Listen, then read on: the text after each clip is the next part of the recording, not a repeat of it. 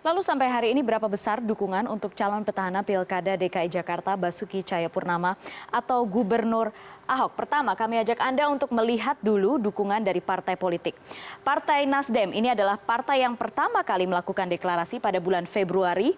Ada 5 kursi di DPRD DKI Jakarta. Nasdem memiliki 5 kursi di DPRD DKI Jakarta.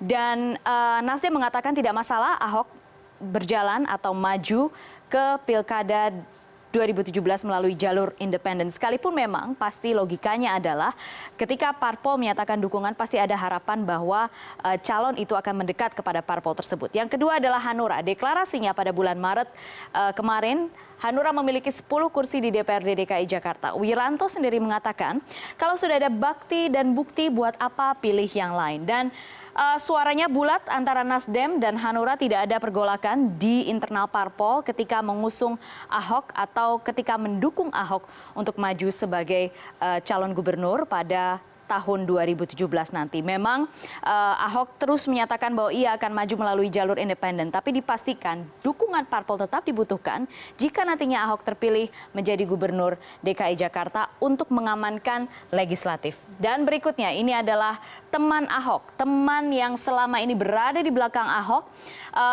Pendirinya beberapa waktu lalu menemui masalah, yaitu ketika diduga hendak mengumpulkan KTP di Singapura dan kemudian ditangkal untuk masuk ke Singapura. Sejauh ini total KTP 976.478 KTP dan hari ini 5.221, ini data yang sekarang, bulan ini 57.716 ya.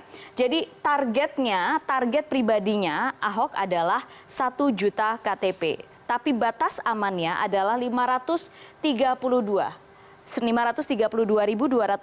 KTP. Jadi untuk maju sebagai calon perseorangan sudah aman, bisa maju, tapi ada ambisi atau ada keinginan pribadi dari seorang Ahok untuk bisa mencapai 1 juta KTP. Dan akhir-akhirnya ada masalah sedikit dengan teman Ahok.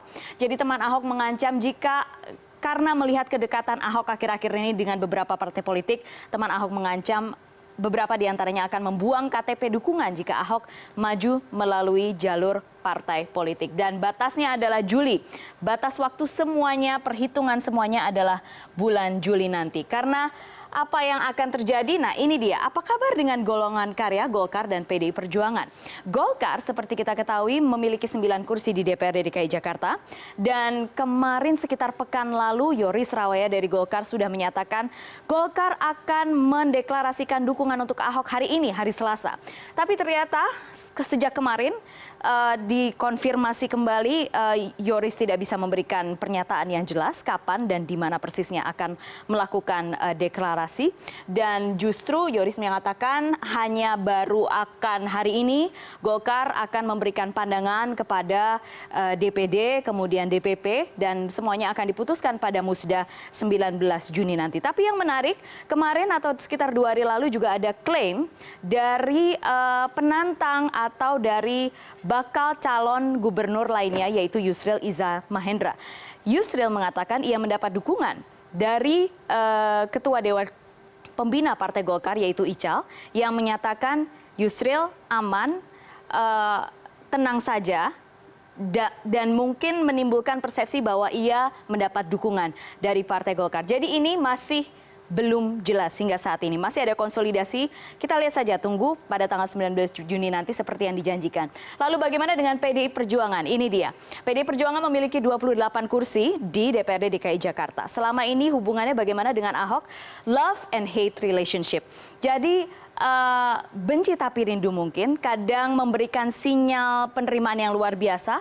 Sinyal dari Ibu Mega, Ahok terlihat begitu dekat, beberapa kali datang ke acara-acara pribadi Ibu Megawati Soekarno Putri, dan beberapa kali Ahok juga menyatakan bahwa saya dekat dengan Ibu Mega sudah seperti ibu saya. Beberapa kali Ahok mengatakan begitu, tapi dari pengurus terlihat sinyal bahwa Ahok Jadi beberapa kali juga disampaikan oleh pengurus atau struktural PDI Perjuangan bahwa jika Ahok ingin maju, jika Ahok ingin mendapat dukungan berpasangan dengan Jarot, jika Ahok ingin mendapat dukungan harus maju melalui jalur partai politik. Dan mungkin Anda ingat beberapa waktu lalu PDI Perjuangan juga sempat menuduh mengatakan Ahok adalah sosok yang sombong, kira-kira begitu, karena menolak maju dari jalur partai politik sehingga sempat memunculkan hubungan yang tidak harmonis. Tapi hubungan antara PDI Perjuangan dan Ahok sampai saat ini masih dalam tahap hubungan yang manis, semuanya masih menjaga